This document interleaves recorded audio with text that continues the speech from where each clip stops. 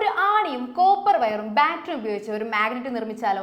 ഇങ്ങനെ നമ്മൾ ഉണ്ടാക്കിയെടുക്കുന്ന മാഗ്നറ്റിന്റെ പേരാണ് ഇലക്ട്രോ മാഗ്നറ്റ് അഥവാ വൈദ്യുത കാന്തം. യെസ്, ഈ ഫിഗറിൽ കാണുന്ന പോലെ തന്നെ ഒരു അയൺ നെയിൽ, ഒരു പച്ചിരുമ്പാണി എടുക്കുക, അതിന് മുകളിലായിട്ട് കോപ്പർ വയർ ചുറ്റിയെടുക്കുക, ദെൻ അതിനെ ഒരു ബാറ്ററിയുമായിട്ട് കണക്ട് ചെയ്യുക. ബാറ്ററിയുടെ സ്വിച്ച് ഓൺ ആക്കുമ്പോൾ കറണ്ട് പ്രവഹിക്കുന്നു. ഈ കറണ്ടിന്റെ പ്രസൻസിൽ നമ്മുടെ ആണിക്ക് ഒരു മാഗ്നറ്റിക് പവർ, ഒരു മാഗ്നറ്റിക് സ്ട്രെങ്ത് ആണ് കിട്ടുന്നത്. ഓക്കെ, ഇനി സ്വിച്ച് ഓഫ് ചെയ്താലോ ആ മാഗ്നറ്റിക് പവർ നഷ്ടപ്പെടുകയും ചെയ്യുന്നു. ഇനി ഇങ്ങനെ കിട്ടുന്ന മാഗ്നറ്റിക് സ്ട്രെങ്ത് ഇൻക്രീസ് ചെയ്യാനായിട്ട് നമുക്കൊരു 3 മെത്തേഡ്സ് ഉണ്ട്. ഒന്നാമത്തെ മെത്തേഡാണ് നമ്മൾ കൊടുക്കുന്ന കറണ്ട് ഇൻക്രീസ് ചെയ്യുക, അല്ലെ, കറണ്ടിനെ കൂട്ടാം, കറണ്ട് ഇൻക്രീസ് ചെയ്യാം. യെസ്.